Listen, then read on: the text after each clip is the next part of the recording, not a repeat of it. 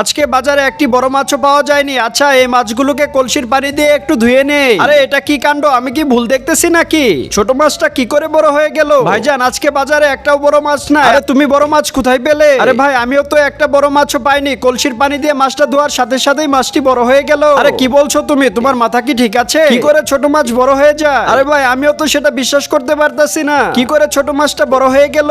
আচ্ছা, তোমাকে আমি আরেকটা ছোট মাছ দিয়ে দেখাচ্ছি। তারপর সেটা কলসির পানিতে দেওয়ার সাথে সাথে আরেকটা মাছ বড় হয়ে যায়। আরে আরে, সত্যি তো অবাক করা কাণ্ড। ছোট মাছটা কিভাবে বড় হয়ে গেল? নিশ্চয়ই এই কলসির পানিতে জাদু আছে। তাহলে ভাইজান, আর দেরি কেন? চলো আমরা বাজার থেকে ছোট মাছ নিয়ে এসে পানি ঢেলে বড় করে ফেলি। হ্যাঁ, তুমি ঠিক বলেছো, চলো তাহলে যাই। এই দোকানদার, তোমার কাছে ছোট মাছ আছে না? তুমি আমাকে 5 কেজি মাছ দিয়ে দাও। আরে ভাই, আপনি এত মাছ দিয়ে কি করবেন? আরে আমার 5 কেজি লাগবে, আপনি আমাকে ছোট মাছ দিয়ে দেন। তারপর সে দোকানদারকে টাকা দিয়ে সেখান থেকে চলে আসে। বন্ধু, এই নাও টাকা, আমাকে কিছু ছোট মাছ দিয়ে দাও। আরে ছোট মাছ দেখে আমি এখান থেকে বেশি নেই, এই নাও, এই কটাই আছে আমার কাছে। তারপর তারা দুজন চলে আসে মাছ নিয়ে তাদের দোকানে। মাছগুলোকে কলসির ভিতরে ঢুকিয়ে দাও, আর এখানে আমরা পানি দিয়ে ছোট মাছগুলোকে বড় বানিয়ে ফেলবো। এই বলে কলসিটি নিয়ে আসে আর বড় ভাইয়ের হাতে দিয়ে দেয়। বড় ভাই কলসিটা হাতে নিয়ে মাছের উপরে পানি ঢেলে দেয়, আর সাথে সাথে মাছ আর কলসি দুটোই হাওয়া হয়ে যায়। আর এটা হলো তাদের পাপের শাস্তি। অতি লোভে তাতি নষ্ট, এটাই তার প্রমাণ। ভিডিওটি ভালো লাগলে ভিডিওতে লাইক করে চ্যানেলটি সাবস্ক্রাইব করে দিবেন।